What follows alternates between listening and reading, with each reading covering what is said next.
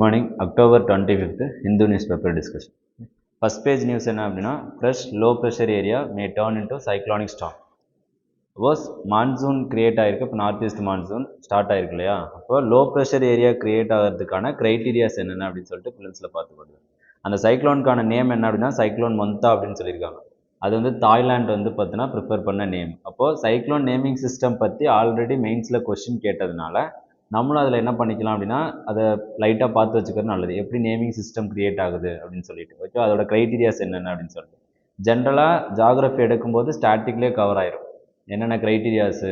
அதுக்கப்புறம் உங்களுக்கு பார்த்தோன்னா சைக்ளோன் கிரியேட் ஆகுது, டெம்பரேச்சர் எவ்வளோ ஓகேவா, ஸோ அது எப்படி அதோட சிஸ்டம் என்ன, மெக்கானிசம் என்ன, இதெல்லாம் ஸோ ஸ்டாட்டிக்கில் வரும்போது அதை பார்த்து வச்சுட்டா போதும். ப்ளஸ் சைக்ளோனோட நேமிங் சிஸ்டம் மட்டும்தான் கரண்ட் அஃபேர்ஸ்லேருந்து நம்ம எடுக்கிற மாதிரி இருக்கும். ஸோ அந்த நேமிங் சிஸ்டம் எப்படி வச்சுருக்காங்க, யார் யாரெல்லாம் வந்து அதில் நேம் ப்ரொவைட் பண்ணுவாங்க அப்படின்றது ஓகேவா. ஓகே, இது இந்த நியூஸில் அதை மட்டும் எடுத்துகிட்டா போதும். ஓகே, நெக்ஸ்ட்டு செகண்ட் பேஜில் நியூஸில் இல்லை.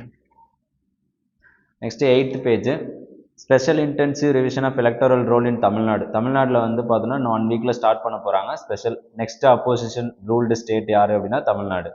ஓகே, மேஜர் பாப்புலேஷன் இருக்கக்கூடிய ஸ்டேட்டு, அப்போசிஷன் ரூல்டு ஸ்டேட் அப்படின்றதுனாலையும் அடுத்த ரிவிஷன் எங்கே நடக்க போகுது அப்படின்னா தமிழ்நாட்டில். இப்போ ஆல்ரெடி நம்ம எலக்டரல் ரோல் பற்றியும் ஸ்பெஷல் இன்டென்சிவ் ரிவிஷன் பற்றியும் எக்ஸ்டென்சிவாக டிஸ்கஸ் பண்ணிட்டோம் இல்லையா. அப்போது ஸ்பெஷல் இன்டென்சிவ் ரிவிஷன் எப்போ நடத்துவாங்க, எலக்டரல் ரோல் எப்போ நடத்துவாங்க, இது ரெண்டுக்கும் கூடிய டிஃப்ரென்ஸ் மட்டும். ஏன்னா பேன் இண்டியா நடத்த போகிறதுனால நிறைய பாசிபிலிட்டி இருக்குது பிலிம்ஸில் கொஸ்டின் செட் பண்ணுறதுக்கு, ஆஸ் வெல் அஸ் மெயின்ஸில் கேட்கறதுக்குமே நிறைய பாசிபிலிட்டி இருக்குது.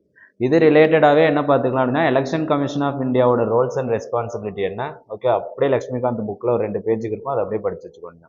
ப்ளஸ் அவங்களோட இஷ்யூஸ் என்ன இருக்குது அப்படின்றது, ப்ளஸ் அது மூலமாக டெமோக்ரஸி எப்படி வந்து சர்வைவ் ஆகுது அப்படின்றது, இது எல்லாத்தையும் லிங்க் பார்த்து வச்சுக்கொண்டு தான் ஃபிலிம்ஸ் பாயிண்ட் ஆஃப் வியூவில் ஸ்பெஷல் இன்டென்சிவ் ரிவிஷன்னா என்ன, எலக்டரல் ரோல்னா என்ன, இது எப்போ கண்டக்ட் பண்ணுறாங்க, அது எப்போ கண்டக்ட் பண்ணுறாங்க, ஃபஸ்ட்டு ஸ்பெஷல் இன்டென்சிவ் ரிவிஷன் எங்கே கண்டக்ட் பண்ணாங்க ஓகேவா, அதேமாதிரி எலக்டரல் ரோல் எங்கே ஃபஸ்ட்டு கண்டக்ட் பண்ணாங்க ஓகேவா, ஃபஸ்ட்டு ஜெனரல் எலெக்ஷன் அப்போ நடந்திருக்கும். ஸோ இந்த மாதிரி சில பேசிக் ஃபேக்ட்ஸ் வந்து கலெக்ட் பண்ணி வச்சுக்கிறது ரொம்ப நல்ல விஷயம் ஃபிலிம்ஸ் பாயிண்ட்டில். ஓகே, அவ்வளோதான் இந்த நியூஸில் வேறு எதுவும் தேவையில்லை. நெக்ஸ்ட்டு வந்து பார்த்தோம் அப்படின்னா எடிட்டோரியல் பேஜ். ஃபஸ்ட்டு இது வந்து தேவையில்லைம்மா, ஸ்லீப்பிங் டெத் ட்ராப்ஸ், அது வந்து பஸ் ஆக்சிடென்ட் நடந்தது ஓகேவா, ஸோ அது பெருசாக தேவையில்லை. கீழே இருக்கிற நியூஸ் என்ன அப்படின்னா சாங்ஷனிங் ரஷ்யா, அதாவது ட்ரம்ப் ரஷ்யா மேலே சாங்ஷன் போடுறதுனால ரஷ்யாவோட ஸ்ட்ராட்டஜிக் பில்லு வந்து என்ன ஆகுதுன்னா குறையுது அப்படின்னு சொல்கிறாங்க.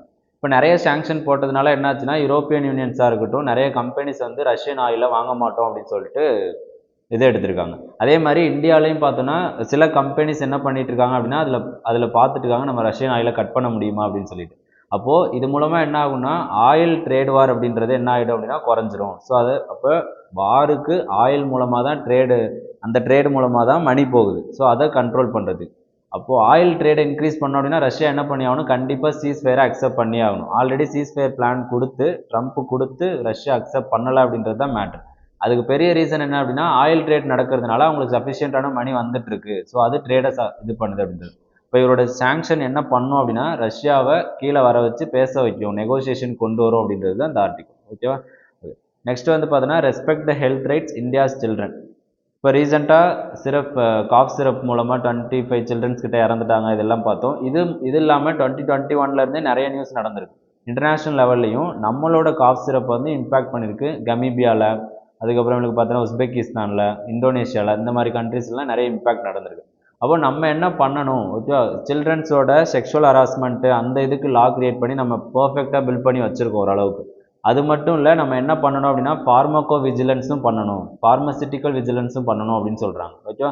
ஸோ சில்ட்ரன்ஸோட டெத்தையும் அவங்களோட லைஃப்பையும் சேவ் பண்ணுறதுக்கு ஓகே.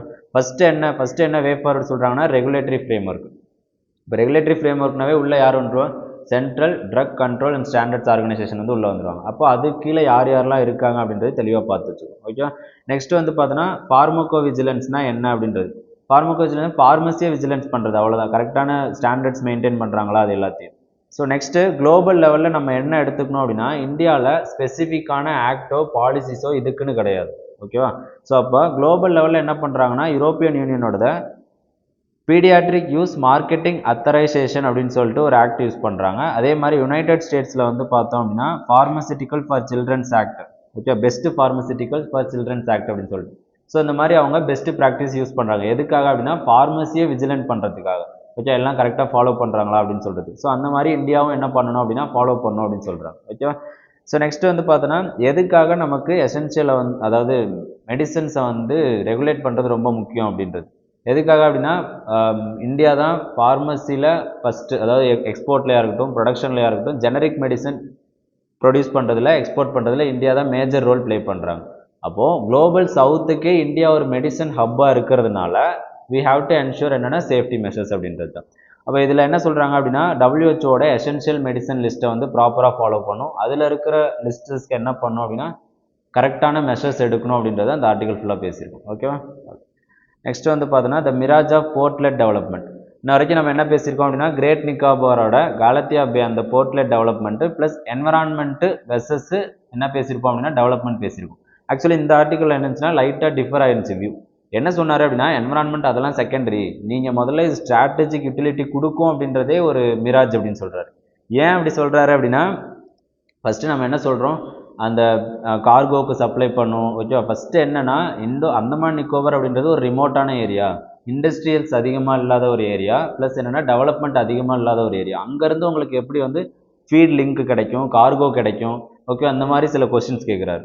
ஓகே தானே. ஓகே, அதுவும் என்ன கரெக்டாக தான் இருக்குது. ஓகேவா. ஸோ இண்டஸ்ட்ரீஸே இல்லை, அர்பனைசேஷனே இல்லை, எப்படி நமக்கு கார்கோ லிங்க் கிடைக்கும் அப்படின்றது. செகண்ட் விஷயம் என்ன கேட்குறாரு அப்படின்னா டிராஃபிக் அதிகமாகும் அப்படின்றது.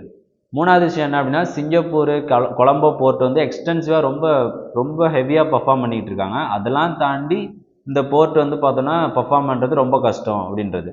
மூணாவது விஷயம் என்ன சொல்கிறாரு அப்படின்னா ஆல்ரெடி இருக்கக்கூடிய போர்ட்டு வல்லற்படம் போர்ட்டோ இல்லை அதுக்கு முன்னாடி இருக்கக்கூடிய மேஜர் போர்ட்ஸ் என்ன பண்ணுன்னா இதுக்கு சப்போர்ட் பண்ணும் அப்படின்னு சொல்கிறோம். ஆனால் மெயின்லேண்டில் இருந்து 1200 கிலோமீட்டர் தாண்டி இருக்கக்கூடிய இந்த போர்ட்டுக்கு எப்படி சப்போர்ட் பண்ணும் அப்படின்னு நீங்கள் நினைக்கிறீங்க அப்படின்னு சொல்லிட்டு கேட்குறாரு. அதே மாதிரி இன்னொரு விஷயம் என்ன அப்படின்னா இதே கமர்ஷியல் போர்ட்டு மிலிட்ரி யூட்டிலைசேஷனுக்கு யூஸ் ஆகும் அப்படின்னு சொல்கிறாரு. இவர் என்ன கொஸ்டின் கேட்குறாருன்னா கமர்ஷியல் போர்ட்டுன்னு சொல்லிட்டீங்க, எப்படி அதுக்கப்புறம் அந்த மிலிட்ரி யூட்டிலைசேஷனுக்கு யூஸ் ஆகும், ஓகே, அப்போ மிலிட்ரி பேஸை கிரியேட் பண்ணுறீங்களா அப்படின்னு சொல்லிட்டு ஒரு கொஸ்டின் கேட்குறாரு. ஓகேவா. ஸோ அப்போ என்வரான்மெண்ட் வெர்சஸ் டெவலப்மெண்ட்ஸ் தாண்டி அந்த கேலத்தியா அந்த போர்ட்டோட டெவலப்மெண்ட் இட் செல்ஃபே என்னென்னா பிரச்சனை தான் அப்படின்னு சொல்கிறார். ஓகேவா. ஸோ அப்போது அதை யூட்டிலைஸ் பண்ணுறதுலேயே பிரச்சனை இருக்குது அப்படின்றது தான் மேட்ரு. ஓகேவா. அவ்வளோதான் இந்த ஆர்டிக்கல். இது கொஞ்சம் டிஃப்ரெண்டான வியூவாக இருந்துச்சு. ஓகே, எக்ஸாம்லேயும் கொடுக்கலாம் இதை. ஸோ அதனால் இதை நோட் பண்ணி வச்சுக்கோங்க. Okay. Next supreme court to hear contempt plea over law. இப்போ ரீசெண்டாக என்ன நடந்துச்சுன்னா லாயர் அட்டாக் நடந்துச்சு. அப்போ கண்டெம்ப்ட் ஆஃப் கோர்ட் அப்படின்னா என்னன்னு தெரிஞ்சுக்கணும். அதில் ரெண்டு இருக்குது. ஒன்று வந்து கிரிமினல் கண்டெம்ப்ட் ஆஃப் கோர்ட்டு, வந்து சிவில் கண்டெம்ப்ட் ஆஃப் கோர்ட்.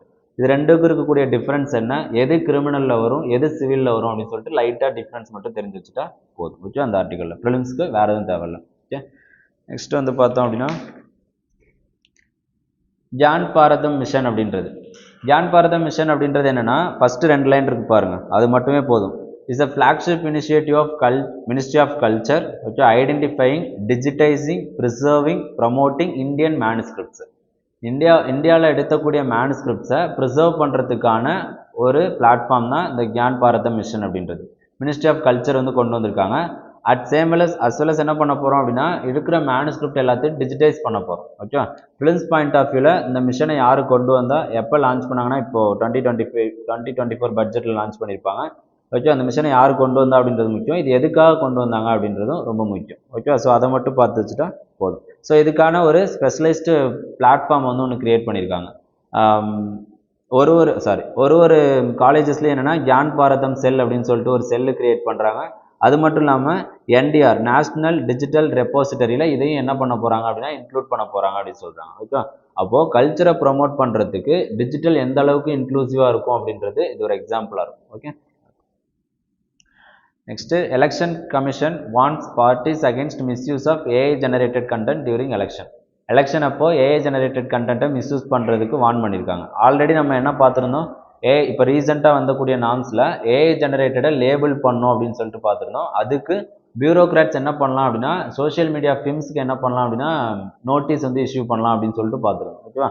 அப்போ அது எந்த ஆக்டுக்கு கீழே வருது அப்படின்றத பார்த்துக்கோங்க. Information technology rules and ethics guidelines 2021 அதுக்கு கீழே வரும் அப்படின்றதையும் தெளிவாக தெரிஞ்சு வச்சுக்கணும். ஓகே, ஆல்ரெடி நம்ம டிஸ்கஸ் பண்ணிட்டோம். ஓகே. நெக்ஸ்ட் வந்து பார்த்தோம் அப்படின்னா குளோபல் நியூஸில் எதுவும் பெருசாக இல்லை. ஒரே ஒரு நியூஸ் என்ன அப்படின்னா Russian army claims in captured 4 more villages in east Ukraine. So கீழே இருக்கக்கூடிய ரீஜியன்ஸை மட்டும் பார்த்து வச்சுக்கோங்க. Donetsk region, Kharkiv region, so சடனாக என்ன பண்ணிடலாம் அப்படின்னா ஃபிலிம்ஸில் சில பம்பார்டட் கொஸ்டின் எப்படி வரும் அப்படின்னா ரீஜன் நேமையும் ப்ளஸ் அதோட கண்ட்ரியும் கொடுத்துட்டு இந்த ரீஜன் கரெக்டாக மேட்ச் ஆகிருக்கா அப்படின்னு சொல்லிட்டு கேட்கலாம்.